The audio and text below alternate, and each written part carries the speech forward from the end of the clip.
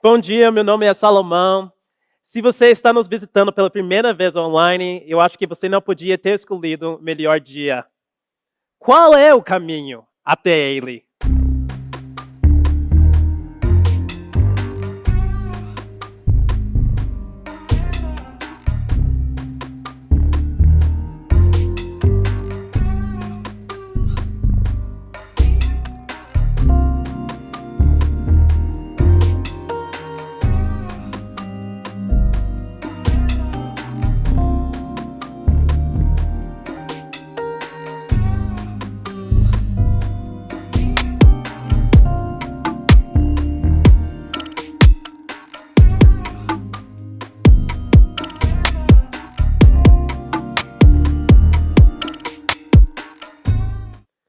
Você já tentou escapar um labirinto físico na sua vida?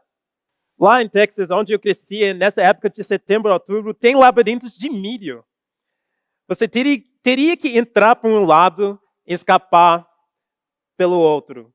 Porém, muitas vezes era difícil achar esse caminho. E tinha pessoas te perseguindo. Você já se imaginou? Eu sou um cara ansioso, eu temo estar preso em um lugar assim, tentando escapar. Quando eu vi o mapa de metrô aqui em São Paulo, eu fiquei muito apavorado. Eu queria memorizar aquele mapa. Mas o labirinto nem tem mapa. Imagine como as pessoas sentiram. Provavelmente gera frustração, gera medo, gera frustração, confusão.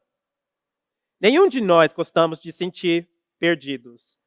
Mas muitos de nós já ou ainda sentimos isso a respeito de qual é o caminho até Deus.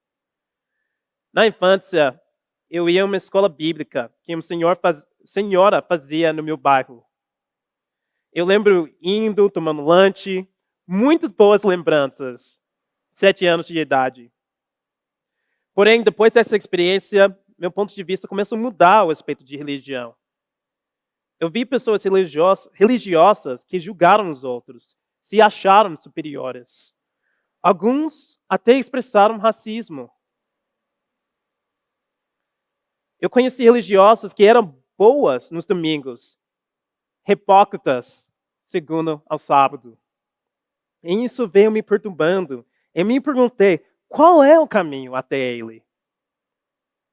Eu senti frustração, senti medo que talvez eu estava perdendo uma coisa boa que eu não estava conseguindo achar. Eu senti confuso e eu senti perdido. Especialmente olhando para o que eu entendia era igreja. O nome de Deus nunca esteve tão na moda no Brasil como dias de hoje. Como assim, Salomão? Você não sabe que ateísmo, agnosticismo, difícil dizer, são as religiões que mais crescem no Brasil? Hoje representam mais do que 10%. Sim, eu sei, eu não falei que Deus estava na moda, mas sim que o nome de Deus está na moda. Deus é adorado por um número significativo de pessoas no Brasil. É criticado por um número significativo de pessoas. Cada vez mais as pessoas acham que o nome de Deus é a solução para todas as coisas. E cada vez mais as pessoas acham que Deus, o nome de Deus, é a fonte de todas as coisas. Fonte de problema de todas as coisas. Hoje, durante as próximas 2 semanas, eu, Luiz Felipe e João Victor queremos tentar examinar as opções que temos diante de nós, no que diz a respeito à nossa postura diante de Deus. Pelo menos as opções que são bem óbvias ao nosso redor. Se você está nos visitando aqui hoje, você veio em um bom dia, porque eu vou dizer com mais detalhes. Creio que nenhuma dessas 2 opções que vamos examinar são boas posturas para ter diante de Deus. Mas às vezes parece que são as 2 únicas opções. É por isso eu espero que depois de ouvir alguns pensamentos, você encontre diante de você uma terceira alternativa para se posicionar diante de Deus, que é bem diferente das 2 posturas comuns ao nosso redor. Se você tem você tem que sair mais cedo, já quer saber do que vou falar nos próximos minutos, das duas posturas, resumidamente, são essas. Você pode ser um liberal. Viver sua vida como se ele não existisse. Tomar decisões que quiser, independente de existir ou não um Deus. Se você é liberal, você acha que as questões morais são de cunho privado. Desconfia de indivíduos ou instituições que alegem ter autoridade moral sobre a vida dos outros. Você é um anti-religioso. Não quer chegar perto de religião nem sentir o cheiro. Se você está aqui hoje ouvindo essa aula, é porque alguém te arrastou para cá, ou te subornou para ver a igreja. A segunda postura é do conservador. Se você é conservador, se sente chamado a defender o nome de Deus. Você acha que estamos vivendo no fim dos tempos. Acha que precisa resgatar a cultura de antigamente.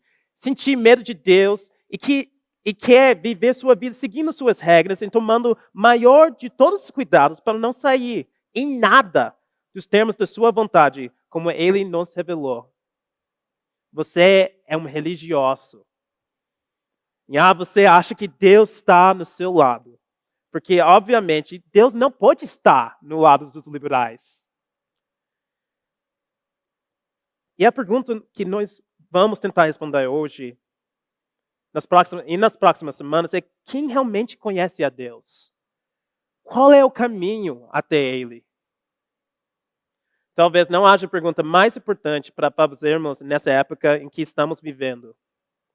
Porque quando as coisas estão fáceis, a economia está prosperando, estamos se divertindo, os relacionamentos estão indo bem, e ficamos distraídos com tudo isso, mal temos tempo para pensar em Deus.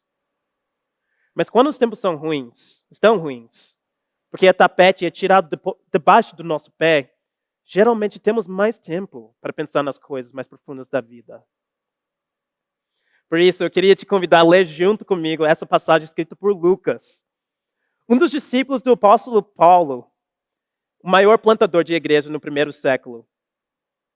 E essa história é um saga de dois irmãos que estavam tentando ser aceitos por seu pai. O pai nessa história representa Deus. E os dois irmãos mostram caminhos que geralmente a gente tenta pegar para se relacionar com Deus. Aqui em Lucas 15, 1-2, diz o seguinte: todos os publicanos e os pecadores estavam se unindo para ouvi-lo. Os publicanos e pecadores provavelmente se referiram à mesma pessoa. Publicano era o termo que descrevia o cobrador de impostos da época. Eram pessoas odiadas, porque cobravam impostos para o Império Romano, que dominava aquela nação, mas também porque eram ladrões. Cobravam mais do que deviam. Obviamente, eles não obedeciam às leis morais da Bíblia, nem às regras de pureza cerimonial observadas pelos religiosos. Eles viviam uma vida dissoluta de álcool, sexo e rock and roll. Eles tinham abandonado a moral tradicional das famílias, às quais pertenciam dos bons costumes da sociedade. Mas esses homens estavam se unindo para ouvir Jesus. O tempo verbal estavam se unindo. Comunica a ideia que Jesus exercia uma atração sobre esses homens. Isso deixava outro grupo de pessoas especialmente intrigados e irritados. Lucas 15, versículo 2. Mas os fariseus e os mestres da lei o criticavam. Este homem recebe pecadores e come com eles. Quem eram os fariseus e os mestres da lei? Eram os religiosos e moralistas da época. Eles se apegavam à moral tradicional aprendida desde a infância. Estudavam as escrituras e as obedeciam. Eram adoradores fiéis, eles estavam sempre em oração. Eles se viam o papel de defender a moral e bom costume da nação de Israel. E por isso eles estavam tão irritados com Jesus. Naquela época, naquele lugar, sentar-se para comer com alguém era sinal de aceitação.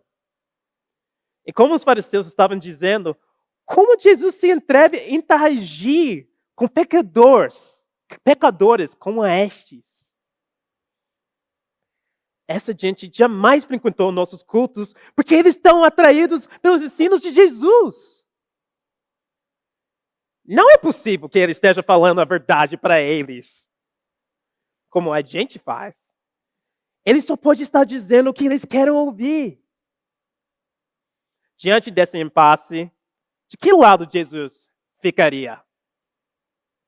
Quem realmente conhecia Deus? O liberal ou o conservador? O indiferente ou o religioso? Para responder essa pergunta, Jesus, como de costume, contou uma parábola. Lucas 15, versículo 1 a 12. Jesus continuou. O homem tinha 2 filhos. O mais novo disse ao seu pai, Pai, quero minha parte da herança. A história começa com um pedido breve, porém desconcertante. O filho mais novo dirige-se ao pai e diz, quero minha parte da herança. Os primeiros ouvintes devem ter ficado atônitos diante de um pedido como esse. Não havia nada errado na expectativa de um filho herdar parte dos bens da família. Naquela época, quando o pai morria, o filho mais velho herdava o dobro da herança dos outros filhos. Se o pai tivesse 2 herdeiros, o filho mais velho ficava com 2/3 da herança, ao passo que o mais novo recebia 1/3. No entanto, essa divisão de bens só aconteceria quando o pai morria. Mas aqui, o filho mais novo... Mas aqui está o filho mais novo pedindo sua parte da herança agora. O que era sinal de profundo desrespeito. Fazer esse pedido enquanto o pai ainda estava vivo era o mesmo que desejar sua morte. No fundo, o que o filho mais novo estava dizendo era que desejava os bens do pai, mas não o pai. Seu relacionamento com o pai era um meio pelo qual ele desfrutava de seus bens. Mas agora ele estava cansado do pai. Quer só os bens. E quer ir embora. Agora. Lucas 15, 12. E assim ele repartiu com sua propriedade entre eles. A reação do pai causa mais perplexidade que o pedido do filho. Eles viviam uma sociedade profundamente patriarcal. Em sociedades assim, expressões de respeito pelos mais velhos, principalmente pelos pais, eram de altíssima importância. No Oriente Médio, a reação esperada de um pai tradicional numa situação assim seria expulsar o filho da família, sem direito a nada, a não ser uma boa surra. Aquele pai não faz isso, nada disso. Ele simplesmente repartia sua propriedade entre eles. Os bens daquele pai deviam consistir principalmente em imóveis. Ele precisaria vender uma boa parte das suas propriedades para o filho, o que lhe cabia. Em nossa cultura de mobilidade urbanizada, não entendemos a relação que as pessoas de outras gerações tinham com a terra. Perder parte da terra era perder uma parte de si mesmo. É uma grande parcela de seu status na comunidade. Portanto, o irmão mais novo estava pedindo que o pai desalecesse sua própria vida. E o pai, por amor ao filho, faz exatamente isso. A maioria dos ouvintes de Jesus nunca tinha visto um patriarca do Oriente Médio reagir com aquele pai. Com muita paciência, o pai suporta uma grande desonra e dor do amor rejeitado. Quando nosso amor é rejeitado, costumamos ficar com raiva, retaliar e fazer todo o possível para diminuir nossa afeição pela pessoa que nos rejeitou, na tentativa de diminuir nosso sofrimento. Mas aquele pai mantém a afeição pelo filho e suporta a agonia.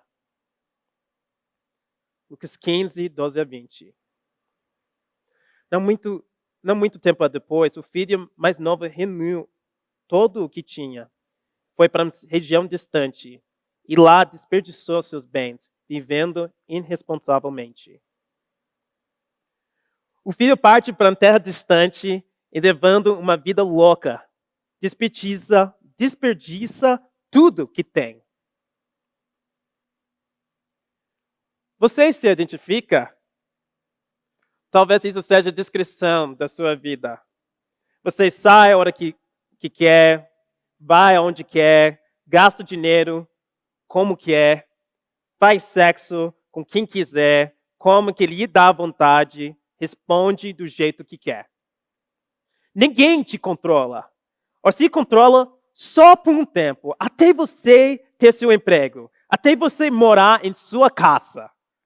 Até você pode gritar aos 4 cantos que ninguém vai te dizer como viver, a não ser você mesmo.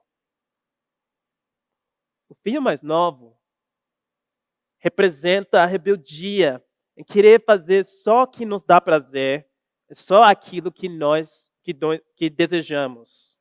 Mesmo que para isso a gente tem que passar por cima de tudo em busca de tal felicidade. Como um jovem que quer ser dono do seu próprio nariz. Não quero prestar contas a ninguém. Ou como um filho que é teimoso e só quer fazer o que deseja, sem considerar o que os pais pensam. Mas isso não acontece só com os jovens, não. Tem adulto teimoso também. Eu só vou fazer o que eu quero. Eu que mando na minha vida. Tem casado centrado em si mesmo também. Eu vou me separar mesmo. Não quero nem saber. Vou viver minha liberdade. Quando tomamos decisões assim, somos seduzidos pela ideia de que tudo vai dar certo. Amenizamos os perigos. Valorizamos os desejos. E aí, enfiamos pé na jaca. O egoísmo presente na atitude de pessoas que agem assim fica escancarado na atitude desse filho. Ele só estava usando o pai para alcançar seus desejos, não se importando como suas ações impactavam as pessoas ao seu redor. Mas aí a conta chega. Acontece uma coisa bem comum na vida daqueles que vivem do jeito que querem. Você chega em lugares onde você não queria estar. Depois de ter gasto tudo, houve uma grande fome em toda a região. E ele começa a passar necessidade. Por isso foi empregar-se um cidadão daquela região, que mandou para seu campo a fim de cuidar dos porcos. Ele desejava encher o estômago com as viagens de alfarrobeira que os porcos comiam, mas ninguém lhe dava nada. Caindo em si, ele diz: quantos empregados do meu pai têm comida de sobra? E eu aqui morrendo de fome. Eu me porei ao caminho e voltarei para meu pai. E lhe direi: Pai, pequei contra o céu e contra ti. Não sou mais digno de ser chamado teu filho. Trata-me como um dos seus empregados. Filho mais novo chegam um beco sem saída. Quando ele se vê literalmente postrando na lama com os porcos, cai em si e pensa no plano. Então diz assim mesmo que vai voltar para casa do seu pai, admitir que estava errado e que, portanto, perdeu os direitos de filho. Em segundo lugar, ele pretende pedir ao pai que trate com um de seus empregados. O pedido que ele faz é bem específico. Os servos trabalhavam e moravam na própria propriedade do dono, mas empregados Era uma classe formada por comerciantes e trabalhadores que moravam nos vilarejos locais e recebiam salário. Alguns acreditam que o plano do filho era mais ou menos o seguinte: ele havia desonrado a família, portanto, a comunidade como um todo. E como o próprio pai descreve, o filho estava morto para eles. Os entendidos da religião da época de Jesus ensinavam que o indivíduo violasse as regras da comunidade, não seria suficiente pedir desculpas. Ele teria de fazer algum tipo de restituição.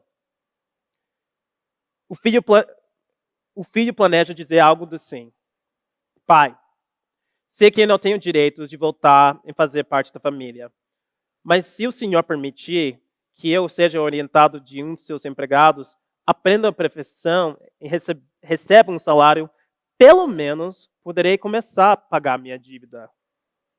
Esse era o seu plano. Esse menino gastou tudo, passou fome e agora começa a dar valor ao que desprezou. Será que é preciso perder tudo, como esse jovem, para dar valor ao que tem? Eu vejo essa pandemia tirando a vida de tantas pessoas, de pais. Será que a gente precisa perder entes queridos para aprender a valorizá-los? Jovens, vocês têm dado valor aos seus pais? Pais, vocês têm dado valor aos seus filhos?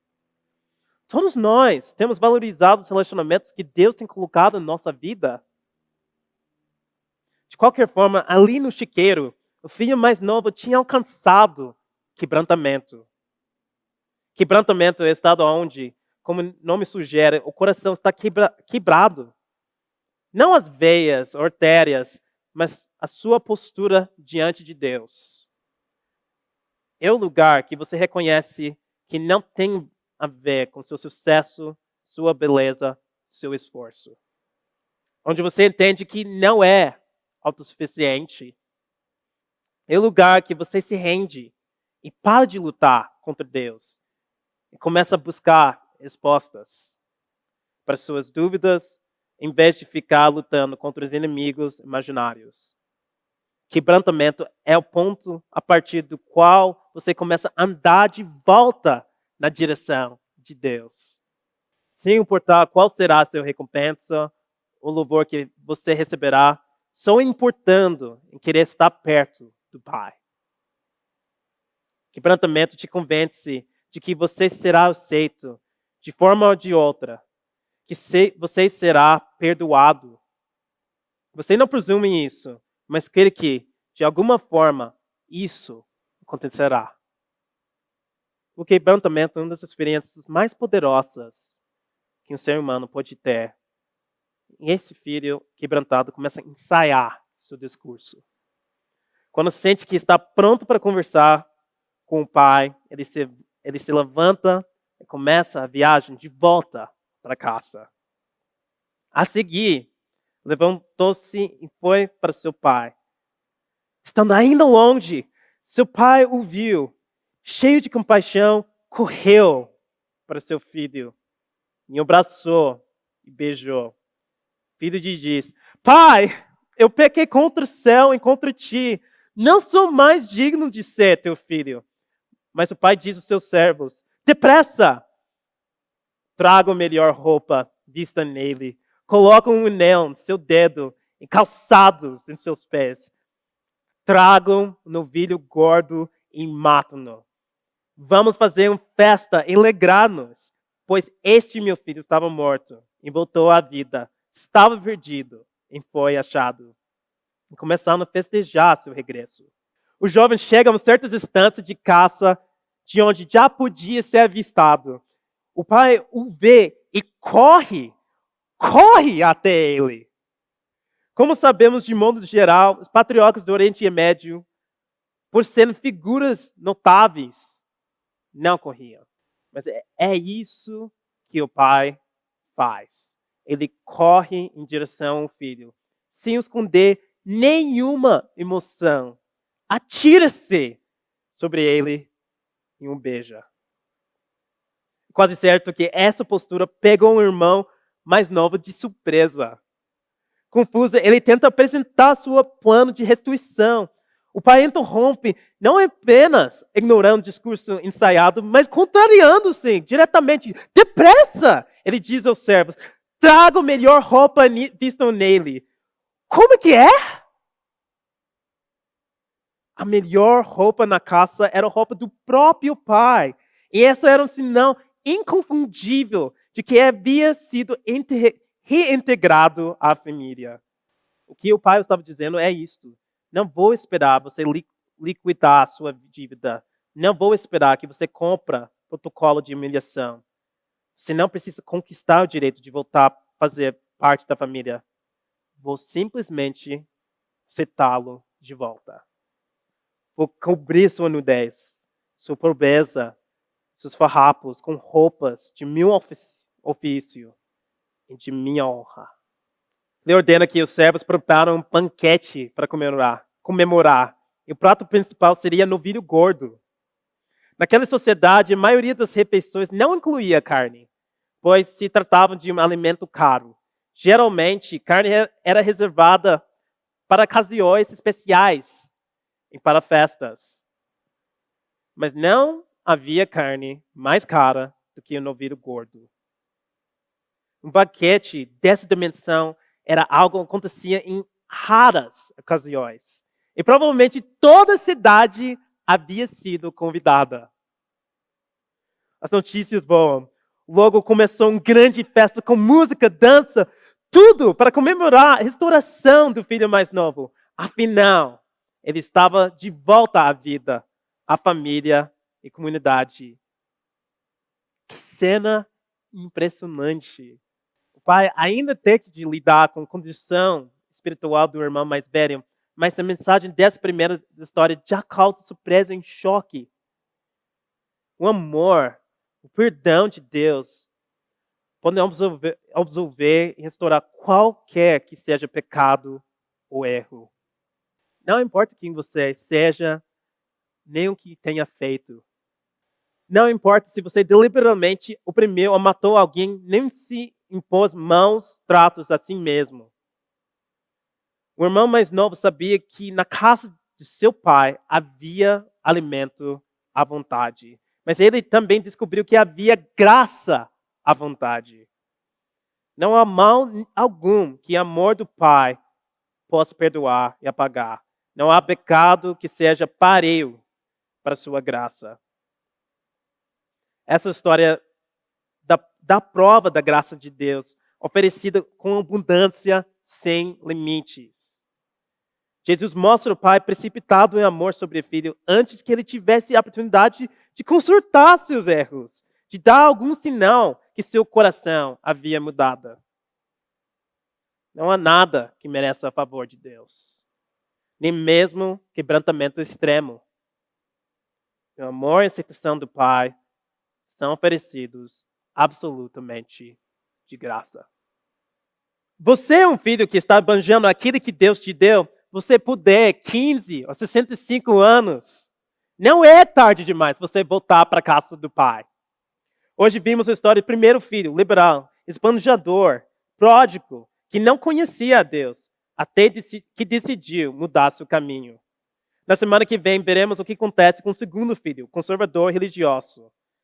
Será quem tenta ser uma boa pessoa, seguir os bons costumes, é aquele que realmente conhece Deus?